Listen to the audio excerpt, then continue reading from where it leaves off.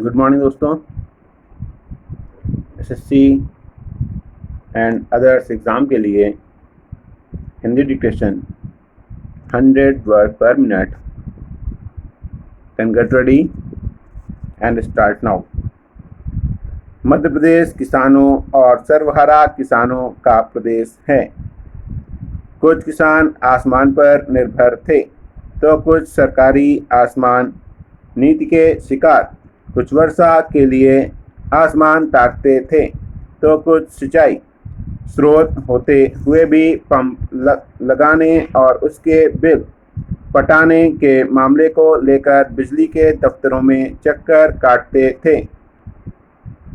नई सरकार ने प्रदेश के किसानों को 5 अशुशक्ति तक के एक निर्णय लेकर किसान के हित में जीवनदायी फैसला लिया है। यह फैसला किसानों की फसल में ही नहीं, जीवन में भी हरियाली लाएगा। किसानों के हित में सरकार का यही एकमात्र फैसला नहीं है।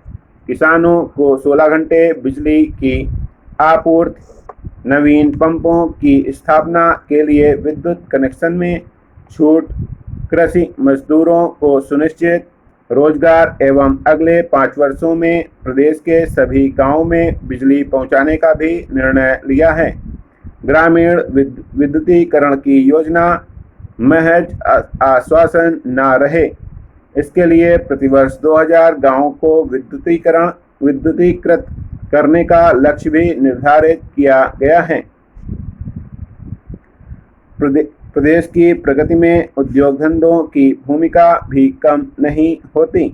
उद्योगों और उद्योगपतियों की भी अपनी समस्याएं होती हैं, जिनका त्वरित निराकरण न होने से समस्याएं बढ़ती रहती हैं।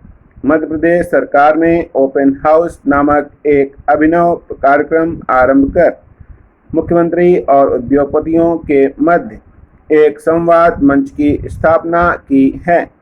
प्रदेश में नई औद्योगिक नीति भी बनाई जा रही है।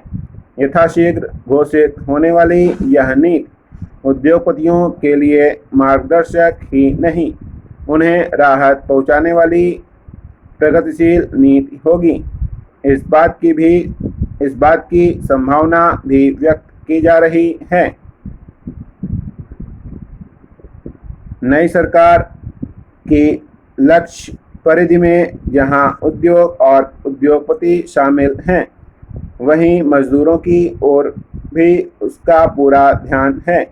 तेंदुपत्ता संग्राहक हो या बीड़ी मजदूर अथवा महानगरों में अपनी आजीविका चला रहे झुग्गी वासी मजदूर, सरकार की चिंता में सभी शामिल हैं।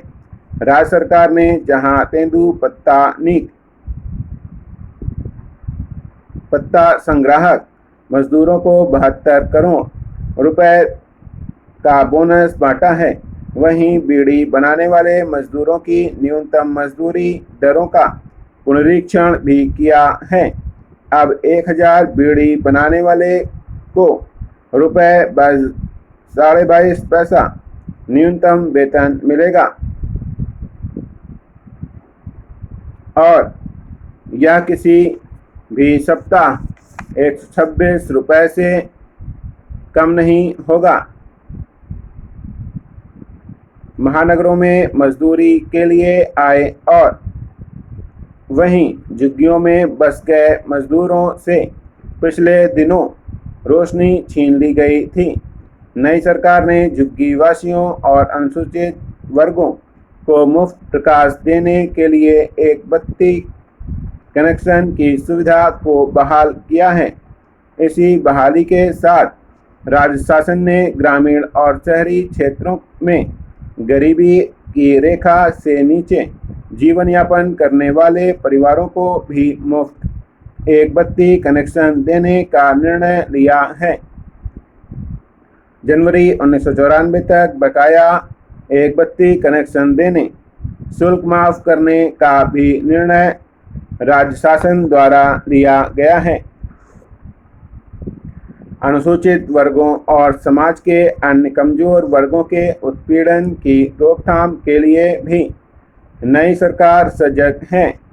इस उद्देश्य से बने अधिनियमों कानूनों को कड़ाई से लागू करने के साथ ही अब ऐसी घटनाएं घटित होने पर शीर्षस्थ अधिकारियों को जिम्मेदार ठहराया जाना सुनिश्चित किया गया है।